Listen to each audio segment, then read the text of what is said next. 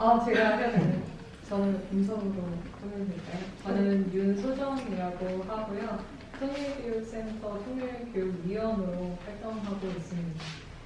만나서 반갑습니다. 안녕하세요. 만나서 반갑습니다. 저는 이제 그 학생들이나 단체들 그런 곳에서 이제 평화 통일 교육을 하고 있는 피스플레이라는 단체에서 부대표로 있는 신경훈입니다. 반갑습니다.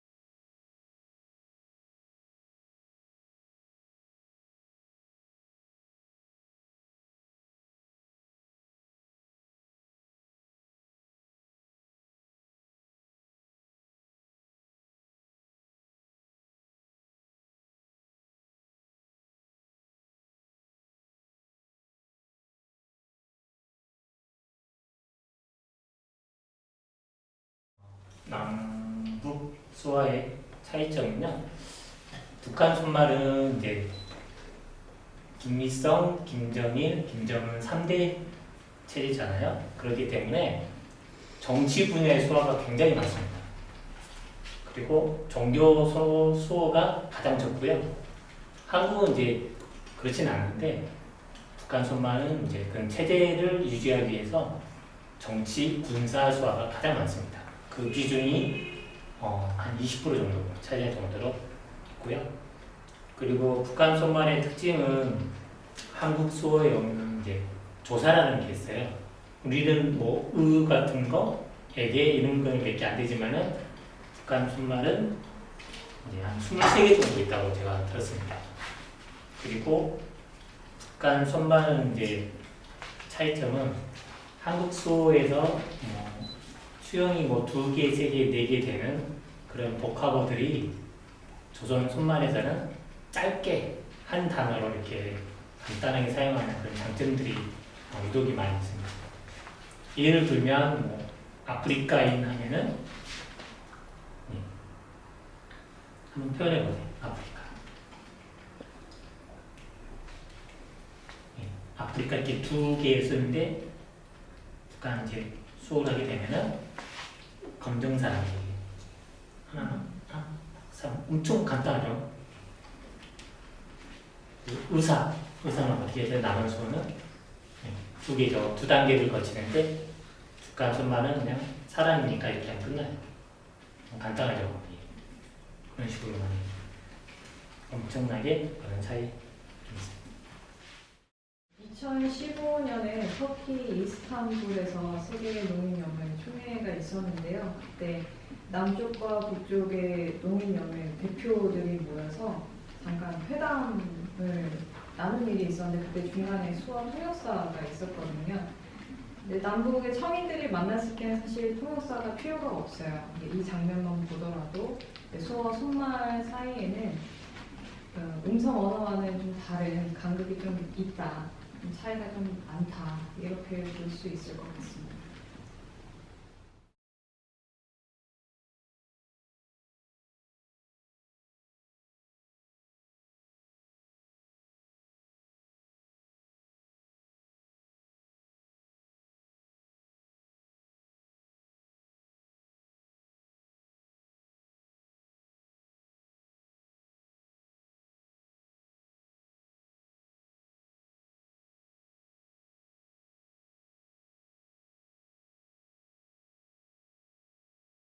남한 수어하고 그 조선 손말의 차이점을 작년에 이제 논문을 한국에서 이렇게 발행한 논문이 한 6개 정도가 있는데 그 이제 차이점에 대해서 그 3개의 논문을 제가 좀 찾아봤습니다.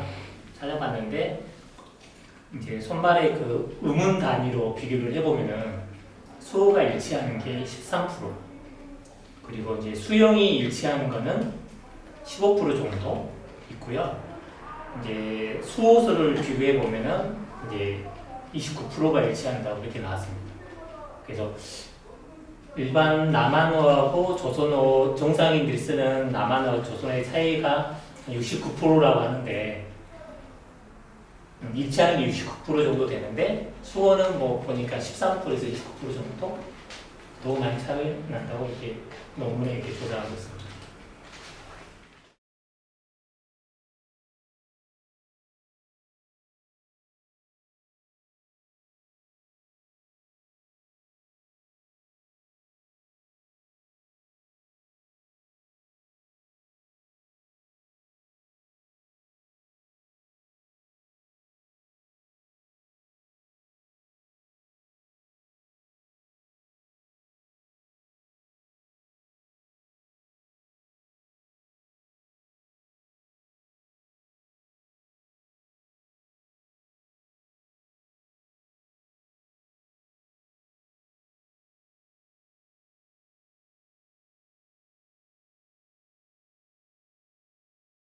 요즘에 이제 북한 이탈 주민들이 이제 한국에 오면은 이제 하나원에서 3개월 정도, 하나원은 이제 북한 이탈 주민들이 한국에 왔을 때 한국에서 적응할 수 있도록 3개월 동안 이제 교육을 합니다.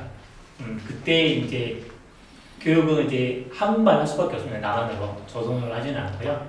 왜냐면 한국 사회에 적응을 해야 하기 때문에 일단은 1순위가 적응입니다. 그래서 한국말로 강연하고, 근데 이제 결의말 큰 사전이라는 남북 언어를 비교하는 또 이제 통합된 사전이 있기 때문에 거기서도 또 이제 궁금한 언어의 차이가 있으면은 그 사전 보고 또 공부도 하고 또 이제 비교를 하기 때문에 또 요즘 넘어오는 예전에 고난의 시기 이전하고 고난 시기에 그 또 차이가 있거든요. 예전에는 이제 북한에서 남한 TV나 방송 잘 보기 어렵잖아요. 그렇게 그분들이 남한에 왔을 때는 적응이 상당히 어려웠었어요. 뭐 심지어는 통계에 보려면 남한말에 익숙해지기까지 뭐 10년 이상 걸린다는 분도 계세요. 그런 분들은 이제 예전에 넘어오신 분들이고, 최근에 이렇게 한국에 넘어온 사람들은 이제 TV나 USB를 통해서 남한 드라마나 영화를 워낙 자주 접하다 보니까 한국말이 익숙합니다. 그래서 탈북에서 한국에 왔을 때 3개월 동안 하나원 교육을 받잖아요. 그럼 웬만하면 다 이해를 합니다. 경제적인 용어는 좀 어렵겠지만은 일상적인 용어라는 것들은 워낙 한국 문화를 많이 접하기 때문에 그다지 무리는 없다고 이렇게 저는 그렇게 합니다. 그 말씀하신 것처럼 하나원에서 교육을 받으시는데요. 비율이 좀 다릅니다.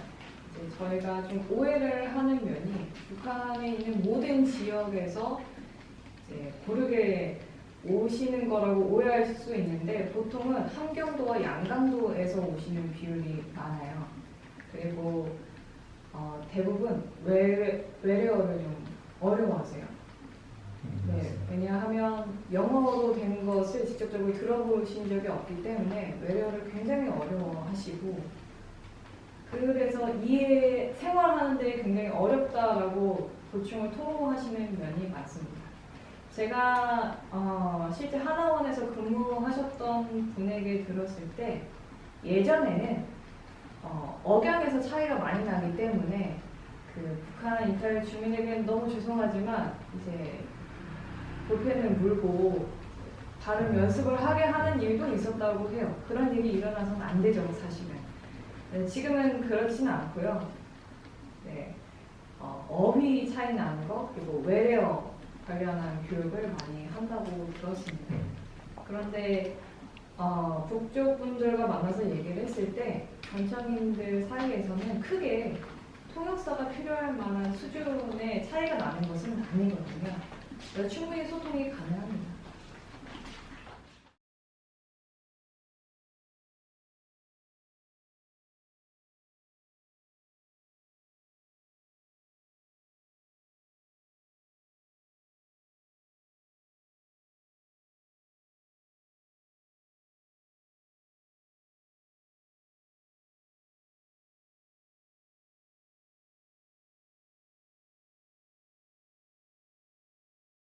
그 여자분이 40대 중반 정도 되거든요.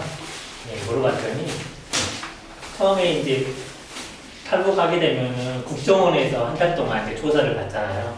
진짜 탈북민이 아닌지 아니면은 뭐 죄를 범죄인지 그런 다 조사를 하잖아요.